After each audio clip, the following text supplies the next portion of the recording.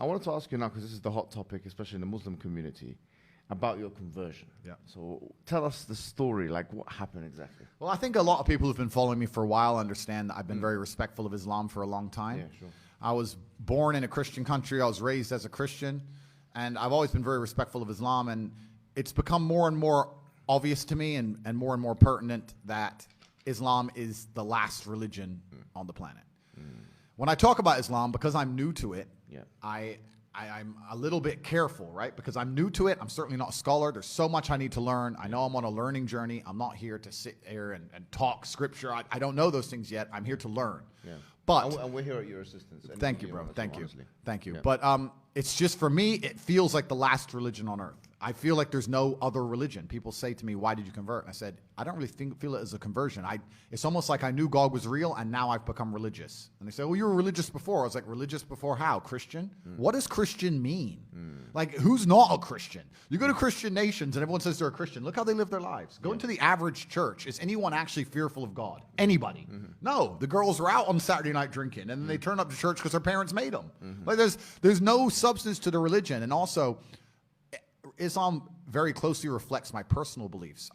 Through my personal life, I've learned that if you don't have standards and you're not a strong person who's prepared to defend his ideas, you will be crushed. Yes. And we look at most religions in the world today which are not prepared to defend their ideas. What's happened to them? They're just getting crushed. And now we have Christianity as an idea which has basically said, well, we can't set any firm rules because everyone will just quit. So instead, let's make it so easy to be a Christian that nobody has to put any effort in. Yeah. And then accept everybody no matter what, and hopefully we can keep the church doors open. That's not God to me, you know? Yeah. God to me is strong. God to me is something to be feared. Yeah. God to me is someone that people are afraid to mock. Yeah. God to me is someone that you have to go out of your way to prove something to.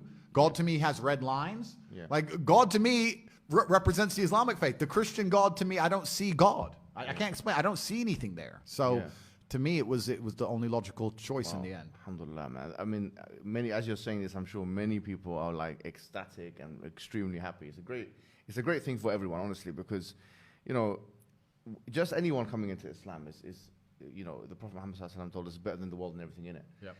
But imagine now somebody of major influence. I mean, you're the most Googled person on the planet. I'm not sure if you still have the top spot. I think Putin might have beat me as of last week.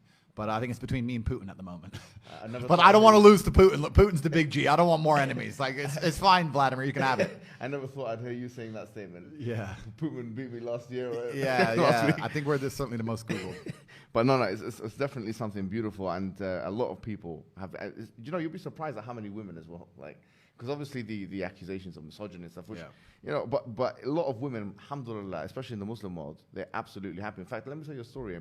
Just before I came here today, one particular woman, I can't reveal her identity, but she's working as a school teacher in London. And actually, my friend told me that she was kicked out of school because they had this campaign against you in the schools. I'm not sure if you're aware of this. I've seen, this was part of the cancellation. I did know about this. Yeah, so in British schools, they said, you know, if you say anything good about this person, or you have to be reported or prevent and kind of, and if you say anything, you know, you have to kind of combat his extremism or whatever it may be, right? So because when you became Muslim, she abstained from doing that. She said, I can't really do that because, you know, Islamic laws and it's backbiting and he's got honor in Islam and so on. And unfortunately, they fired her from the position. Wow. So you can see that this is the level of encroachment we're talking about here. So, and this shows you that the level of fraternity that exists. And not only the fact that, you know, when you're looking at Twitter or whatever social media, it's not a representation of what's really happening on the ground. Of course. And I mean, that's crazy to hear. And what's most crazy is, the fervor behind this idea that I'm somehow extremist is truly clown world. Like, I've sat as a professional and analyzed my content and understood which things can be taken out of context and which things were said in a way perhaps they shouldn't have been said before I was massively famous. But we have to sit here and understand that if you take anybody on the planet and give them 7 years of YouTube and then they decide and they blow up big, you're going to be able to find 30 to 45 seconds of clip across all those years that can be taken out of context, right? Yeah. And it's truly crazy because they sit and say, oh yeah, but you know, the young boys are watching your stuff and they don't truly understand all of it, and there's nuance that's missing. And my argument is very simple. My argument is, well, one, you're taking small clips out of context. And two, there's not a single piece of content on the internet that a 14-year-old boy can't misunderstand. Name somebody, name someone who's producing content on the internet that you would be 100% happy for a 14-year-old to... drill artists, and so they're saying, I mean, I live in an area, I'm not going to mention the names of the artists, but they're talking about going to this person's house and killing him. And killing him. In the middle of a knife crime epidemic, we have little Nas twerking on having sex with the devil in his music videos. Really? Like, we're going to sit here and talk about how children can be impressionable young children, and I'm sitting there saying there's no way I'm the worst person on the internet. That's not why they deleted me. The difference for them is, as you've mentioned, on those fronts, it doesn't matter to them because it's like, okay, they're consuming our hedonistic products or whatever it is. It doesn't change their worldview. Whereas what you're saying is ideological now. You're challenging the status quo of the LW, of the liberal world order. You're challenging second-wave feministic notions. You are challenging some liberal notions. You are challenging ideas, commonplace ideas of tolerance. And George Orwell said it very well. He said that the more a society moves away from the truth, the more it hates people who speak it. Absolutely, and you're right. And I think even the basic things I teach, because some people have said to me, Andrew, all you teach about is personal responsibility, motivation, working hard, getting up and doing the right thing. I said, that's the absolute, those are the things they're most afraid of. If you teach people to have standards for themselves and to be morally strong people and to know right from wrong, then they can't brainwash you. Yes. So that's what they're most afraid of. They're most afraid of young men waking up and going, no, I don't believe that. You have to believe it. No, I don't believe it. I don't want to. And I want to go do this. I want to go to the gym and be strong, or I want to believe X, or I want to be a moral person. They genuinely have a problem with baseline morality. Yes. Yeah. Understand? When some people recognize when I converted to Islam that there was a time I was an atheist. There was a time when I was atheistic. And the reason I am now so absolutely certain that God is real is because I've seen evil. I've seen shaitan.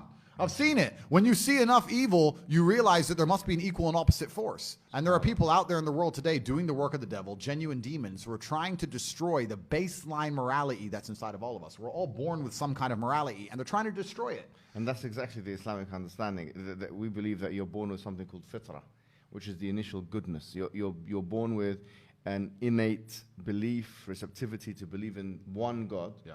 And then that is corrupted. In fact, there's a prophet, hadith of the prophet, where he says, كُلُّ مَوْلُودٍ يُولَدُ عَلَى الْفِطْرَةِ. Every born child is born upon this initial goodness. فَأَبَوَاهُ يُهَوِّدَانِهِ أَوْ يُنَصِّرَانِهِ أَوْ يُمَجِّسَانِهِ. And then his father and mother, or his parents, they socialize him into, Christianity, Judaism, Magiism. So the idea is that everyone is born with this initial goodness and this initial will or want to believe in God, one God.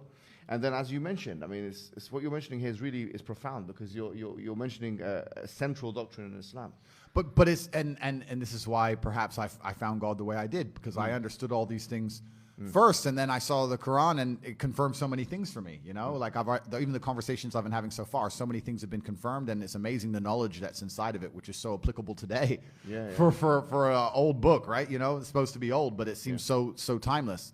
But it's truly amazing. But you're totally right. And the baseline morality, I don't think most people understand that when they're doing this under the guise of tolerance, when they're saying be so tolerant that you no longer believe in right from wrong, they're not doing that to make society a better place. They're doing that to empty your brain so that you have no resistance to the slave mind programming. They want to get you to a point where if they tell you the sky is green, you look at with your own eyes and you see blue, but no, the sky is green. That's what they want, so that you have to have nothing in your brain that can prevent that. If you have God, if you have, no, I believe this is right and wrong, if you have personal responsibility, if you have self-accountability, if you're a person who sticks up for what he believes, all that's bad to them. They want all of that gone so they can tell you the sky is green. And I don't want to say too much because I don't want the stream to end, but they're going to tell you something much worse than the sky is green. They're going to tell you something else. And they're trying to program us all into slaves, and it's scary. I remember when I was in my undergraduate days, and I was reading a particular book by this guy called Jeremy Bentham, who became the spiritual forefather of J.S. Mill, who is the father of social liberalism of today. And I remember reading this because it was so powerful, because it linked to something I read in the Quran. He said that, you have two gods. He said you have the God of pain and you have the God of pleasure. And I thought, this is so interesting. The Quran states, أَفَرَأَيْتَ مَنِ اتَّخَذَ إِلَهُ هَوَاهُ. Have you seen the one who takes his own desires as a God? And because now there is no transcendental force that we can look up and, as you say, venerate, now we're forced to be slaves to the system.